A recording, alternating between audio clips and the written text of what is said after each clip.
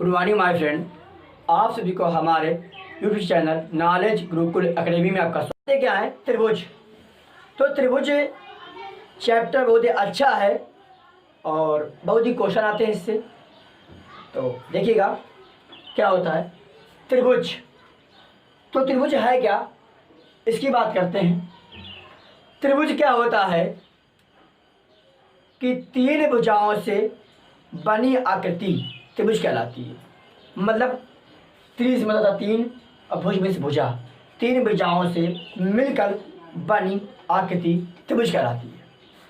अब त्रिभुज के टाइप जो हम लोग हाई स्कूल में यूज होते हैं वो देखते हैं। न्यून कोण, समकोण, अधिक कोण और ऋज रेखी कोण बोलते हैं, वैसे ऋज कोण बोल देते हैं शॉर्टकट में, वृहद कोण। ये आपके हो गए। ये आपको जानकारी होनी चाहिए टाइप होते हैं हमारे। आगे वो देखते क्या है, तो हमारा जो मेन टारगेट क्या है, हमें पढ़ना है समरूप और सर्वांग सम क्या होते हैं। तो बात करते हैं हम लोग समरूप की। समरूप जानते हो क्या होता है बेटा? सम मीन्स समान, रूप मीन्स रूप, जिसके समान रूप हो। ठीक है, तो क्या होते हैं, जैसे नहीं ये वृत्त सर्किल है और ये सर्किल है तो इक्वल है। ये समरूप दिखाई पड़ रहा है आपको? हाँ, जैसे हम हैं, कोई अदर है, हम वो व्यक्ति हम समरूप होते हैं। व्यक्ति समरूप होता है, बॉयज जैसे। ठीक है, समरूप ये हो गया। तो समरूप की क्वालिटियाँ होती हैं, क्या होती हैं, जैसे एंगल। इसमें देखिए हमने कह दिया, मान लो कोई ट्रायंगल है या त्रिभुज है, इसका एंगल इसका एंगल इसका एंगल इसका एंगल बराबर होते हैं। ए हो गया कामा, मतलब ए से क्या होता है कोण, कोण इसे क्या हम लोग बोलेंगे कोण, कोण ये चीज ऐसे बोलते हैं। अब क्या होता है दूसरा, क्या होता है एस एस। तात्पर्य होता है इसका कि भुजा भुजा भुजा भुजा जैसे ये भुजा दोनों भुजाएं हैं बराबर है, ये इसके बराबर है, ये इसके बराबर है। अब ध्यान दे क्या हो, इतना जब हो गया उसके बाद बात करते हैं सर्वांग सम की। किसकी? सर्वांग सम। ये क्या होता है, इसके कई रूल होते हैं। जैसे हम लोग बोलते हैं क्या, S S angle angle, side side side, angle angle angle, और एक साइड हो क्या, सॉरी दो साइड्स, भाई आशा बोल देते हैं वैसे शॉर्टकट में हम लोग। और इसे क्या बोल देते हैं सास, यानी कि two side one angle, two side one angle, और two angle one side, three side three angle. Okay, इतना मेरे पास हो गया। अब क्या हुआ, इतना तो हो गया आपका, लेकिन कुछ क्वालिटियाँ हमें पढ़नी होती हैं। क्या? ये बहुत ही इम्पोर्टेंट बात है, बहुत ही अच्छी क्वालिटी। देखिए क्या कि ये है कि जो आपका सर्वांग सम है, जो सर्वांग सम है, वो जो सर्वांग सम है, तो सर्वांग सम समरूप नहीं हो सकता। क्या? सर्वांग सम समरूप नहीं हो सकता, नहीं हो सकता। क्यों नहीं हो सकता बताएंगे, देखिएगा। सेकंड पॉइंट क्या है, समरूप सर्वांग सम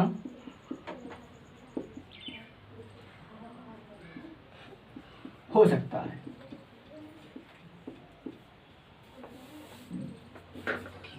मेरे बात को ध्यान दें, बहुत ये है, ये आप जो आगे सबसे पढ़ाएंगे, आपको सवाल पढ़ाएंगे, वहाँ पे यूज होगा यूज। ठीक है, तो इतनी बात समझ पा रहे हैं आप सब लोग? बिल्कुल समझ पा रहे हैं। ठीक है, तो इतनी बात हो गई। अब हम लोग देखते क्या है, आगे बात करते हैं चैप्टर जो शब्द है। तो ध्यान दो भाई, 6.1 जो है तो पढ़ा रहे हैं आपको हम। तो पहले हम बता चुके होता क्या है, इसके बारे में तो आप जान चुके हैं। त्रिभुज होता क्या है, त्रिभुज टाइप क्या होते हैं, सब बता चुके हैं। अब बात करते हैं एक्सरसाइज की।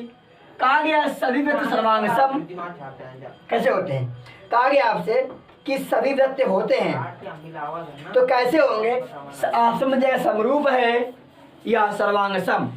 ध्यान दे भाई, सभी जो वृत्त होते हैं समरूप है या सर्वांग सम। सवाल में कहा गया क्या कहा गया है कि जो सभी वृत्त कैसे होते हैं, समरूप है या सर्वांग सम। ये बात आपको बता चुके हैं। कैसे होते हैं बेटा, कैसे होते हैं, समरूप हो गए। क्या होने का वापस आ जाएगा, समरूप। ये बात, ये आपका आंसर हो गया। फिर आपसे कहा गया है कि सभी वृत्त होते हैं, जो सभी वृत्त नहीं बेटा, यहाँ पे ध्यान दीजिएगा, थोड़ी सी गलतियां हो जाती हैं कभी कभी। वर्ग है, सभी वर्ग होते हैं कैसे होंगे।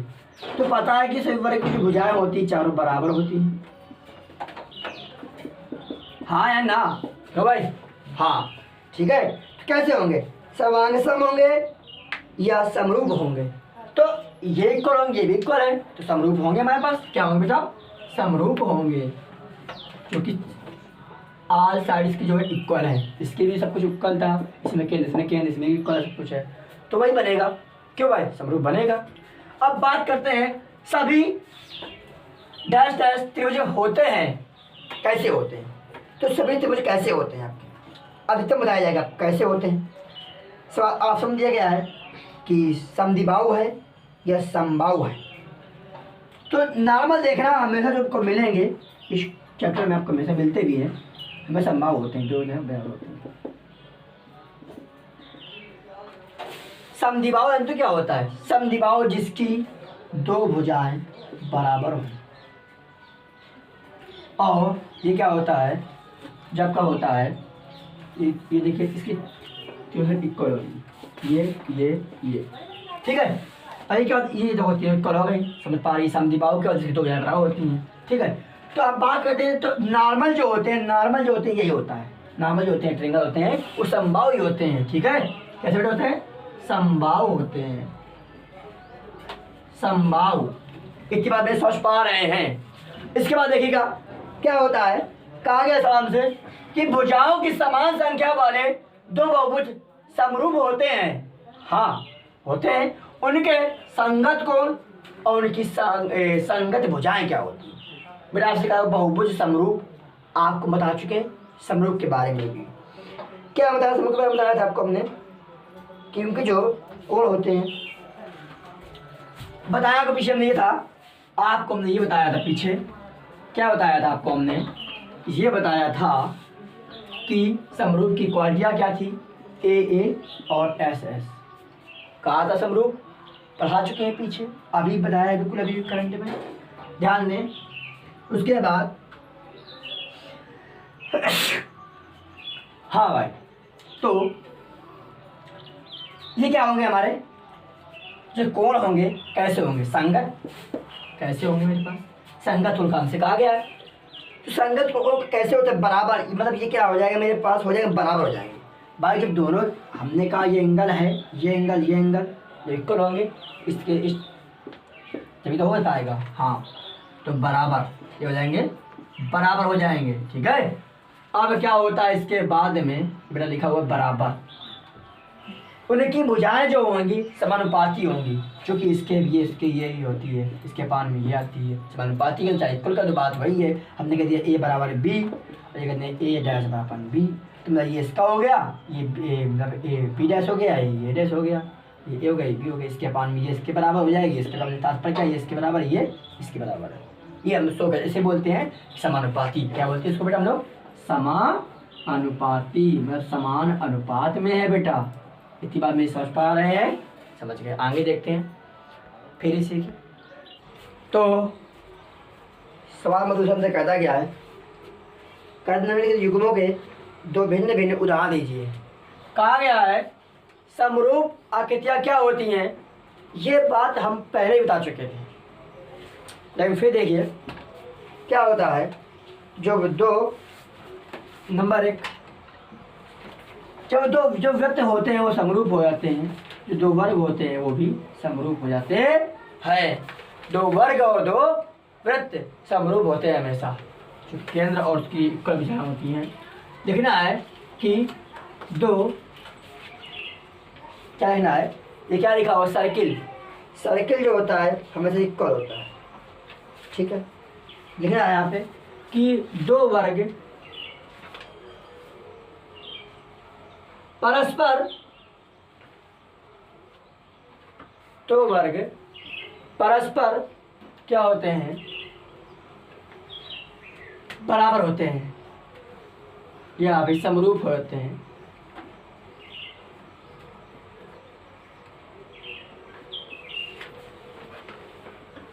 नंबर बी पार्ट क्या देता है, दो वर्ग वृत्त जो होते हैं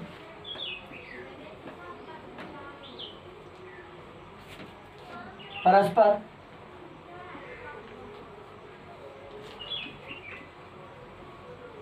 समरूप होते हैं।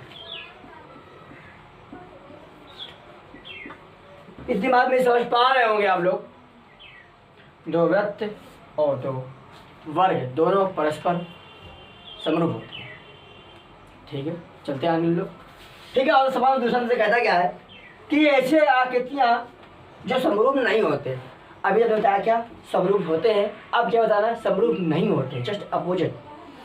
तो क्या होता है कि वृत्त, और हमने के नंबर 1 में कि वृत्त, अच्छा आपको बताइए, आप लोग जो समझदार हैं, ये क्या दोनों हमारे समरूप हैं क्या, तो समरूप है नहीं है। तो वृत्त तथा त्रिभुज समरूप नहीं है,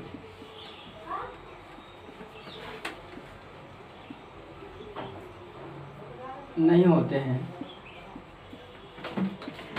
इतना समझ पा रहे हैं आप, खुद देखिए, जो बॉयज होते हैं वो समरूप होते हैं, कल से कल समरूप होते हैं, ठीक है। और देखिएगा बी नंबर,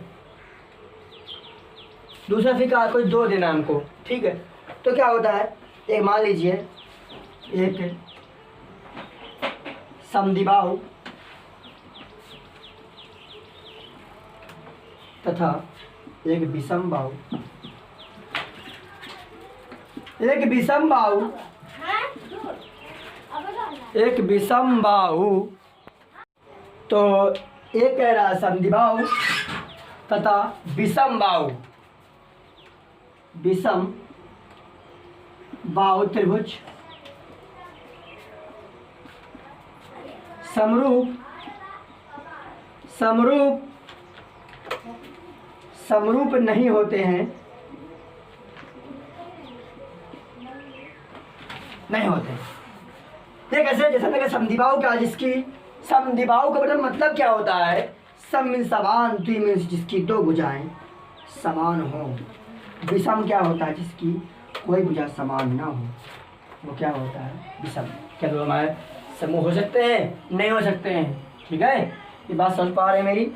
आगे देखते हैं सवाल नंबर इसी का तीसरा, हमसे कहता क्या है, कहता ये है, सवाल नंबर 3 से कहता क्या है, कहता ये है कि बताइए कि निम्नलिखित चतुर्भुज समरूप है या नहीं है। बेटा आपको हम बता चुके थे एक बार कि जब वर्ग वर्ग होता है, जब आपका वर्ग वर्ग हो या वृत्त वृत्त हो, सर्किल या स्क्वायर, जब ये दो हमने बता चुके समरूप होते हैं। तो इसमें क्या कह रहा है, इसमें तो आपकी जो आकृतियाँ जो हैं, जो आकृतियों की संगत भुजाएं हैं, जो भुजाएं हैं वो चारों समानुपाती हैं, यानी कि इक्वल हैं, और इनके संगत कोण हैं वो समान नहीं है। तो एक शर्त क्या होती है, समरूप की क्वालिटी क्या होती है, समरूप की क्वालिटी ये होती है एंगल एंगल और साइड साइड, एंगल भी इक्वल होना चाहिए, साइड भी इक्वल होना चाहिए। अच्छा बाबा क्या बनता है, समरूप बनता है। क्या बनता है, समरूप। तो यहाँ क्या है, यहाँ क्या हो रहा है, यहाँ ये हो रहा है कि इसकी जो भुजाएं हैं, संगत भुजाएं जो हैं, भुजाएं